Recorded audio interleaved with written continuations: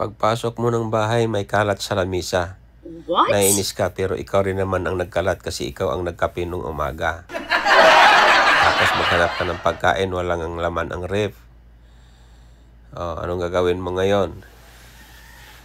Sasaing ka kasi nagugutom ka. Dalawang takal, ubusin mo yan ha. Ay naku buhay. Magsaing muna tayo. Ano ba yun? Siyempre, hugasan muna natin yung bigas bago saingin. Salang. Tapos, lagyan ng konting suka para hindi madaling mapanis kung sakali hindi maubos yung kanin. Ganun ang sistema. Tapos, dahil wala kang ulam, punta ka sa harapan at kumuha ng kangkong para lutuin. Yan, mabuti na lang na may kangkong sa harapan. Yung sinaing kumulo na, in na lang. Hugasan natin yung kangkong. Tapos, kung sa Bisaya, pakutluin. Anong tawag doon sa Tagalog? Yung parang anong tawag dyan? Basta sa Bisaya, kutluin.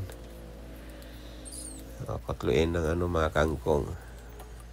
Kasi masyadong malaki yon. Kaya putol-putulin. Tapos maghiwa ng mga lamas. Maghanap ng lamas sa ref. Mga tira-tira.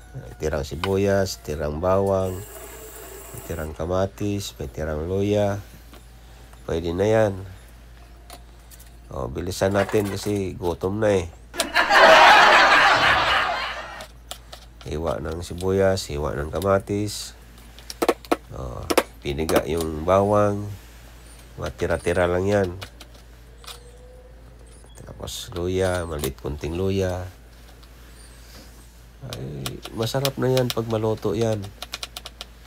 Siyempre, ikaw ba naman ay gutom na? Siyempre, lahat ng kakainin mo, masarap na rin. Tapos, lulutuin na natin yung lulutuin na natin yung kangkong. Yung kanin, malapit na maluto.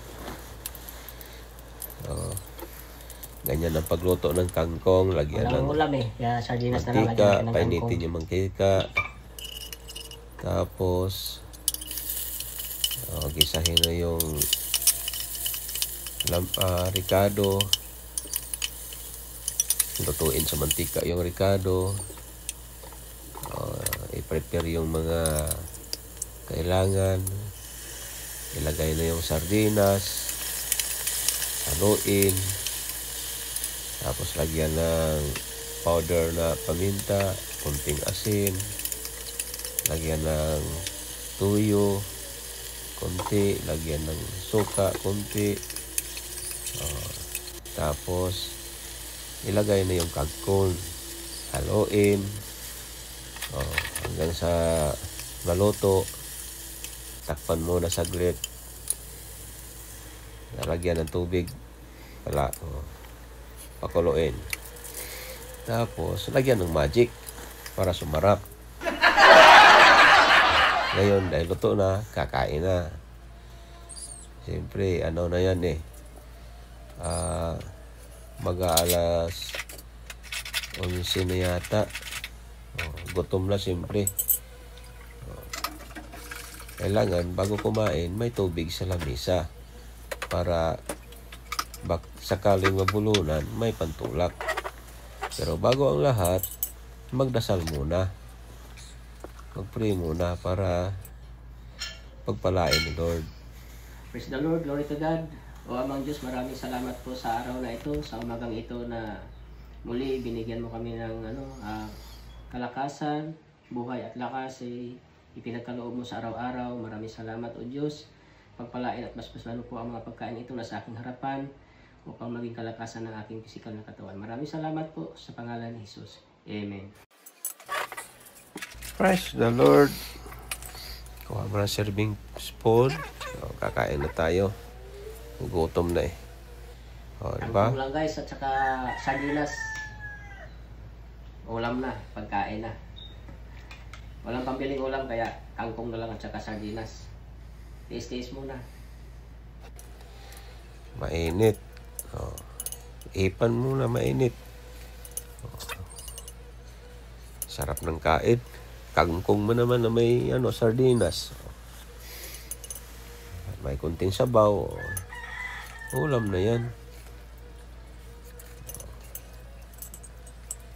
Bilisan ng pagkain para may makapagpahinga.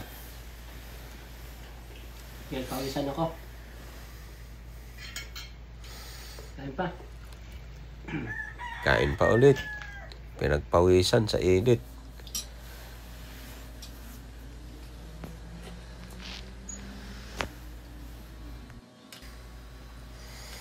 Maraming salamat guys sa inyong panunood. Huwag niyo pong kalimutang huwag niyo kalimutang mag-like at mag-follow or subscribe. At saka comment na lang din kayo sa baba kung anong gusto niyo i-comment at sasagutin natin. So, maraming salamat muli sa inyong pagpapanood. Siyempre, katapos ng kumain, hugas muna tayo ng pinggan para walang kalat sa lababo. Muli, maraming salamat sa inyo guys, sa inyong panonood. Pagpalain kayo ng Panginoon. Mabu!